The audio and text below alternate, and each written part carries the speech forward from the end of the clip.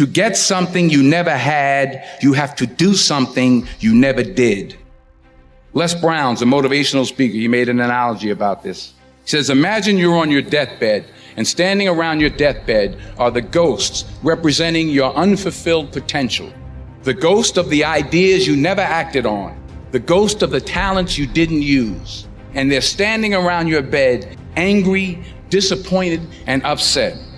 They say, we came to you because you could have brought us to life, they say. And now we have to go to the grave together. So I ask you today, how many ghosts are going to be around your bed when your time comes? Put God first. Put God first in everything you do. Everything that you think you see in me, everything that I've accomplished, everything that you think I have, and I have a few things, everything that I have is by the grace of God. 40 years ago, March 27th, 1975, it was 40 years ago, just this past March, I was flunking out of college. I had a 1.7 grade point average. I was sitting in my mother's beauty parlor, and I'm looking in the mirror, and I see behind me this woman under the dryer. Every time I looked up, she was looking at me, just looking me in the eye. I didn't know who she was, and I said, she said, somebody give me a pen, give me a pencil, I have a prophecy. March 27, 1975, she said, boy, you are gonna travel the world and speak to millions of people. Now mind you, I flunked out of college. I'm thinking about joining the army. I didn't know what I was gonna do, and she's telling me I'm gonna travel the world and speak to millions of people. Well, I have traveled the world, and I have spoke to millions of people. But that's not the most important thing, the success that I had. The most important thing is that what she taught me and what she told me that day has stayed with me since. I've been protected, I've been directed, I've been corrected. I've kept God in my life and has kept me humble. I didn't always stick with him, but he always stuck with me. So stick with him in everything you do. If you think you want to do what you think I've done, then do what I've done and stick with God. Fail big. That's right. Fail big. Today's the beginning of the rest of your life, and it can be very frightening. It's a new world out there. It's a mean world out there, and you only live once.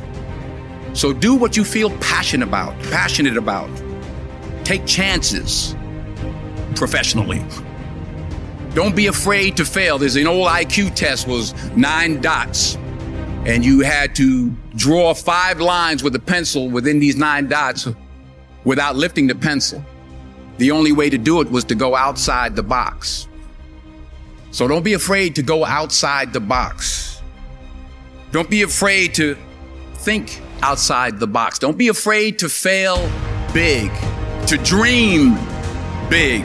But remember, dreams without goals are just dreams, and they ultimately fuel disappointment. So have dreams, but have goals. Life goals, yearly goals, monthly goals, daily goals.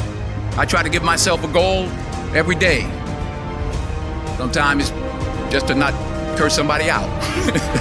Simple goals, but have goals. And understand that to achieve these goals, you must apply discipline and consistency. In order to achieve your goals, you must apply discipline, which you have already done, and consistency every day, not just on Tuesday and miss a few days. You have to work at it every day. You have to plan every day. You've heard the saying, we don't plan to fail, we fail to plan.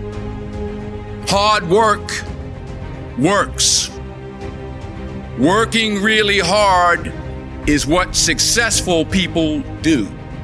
And in this text, tweet, twerk world that you've grown up in, remember, just because you're doing a lot more doesn't mean you're getting a lot more done.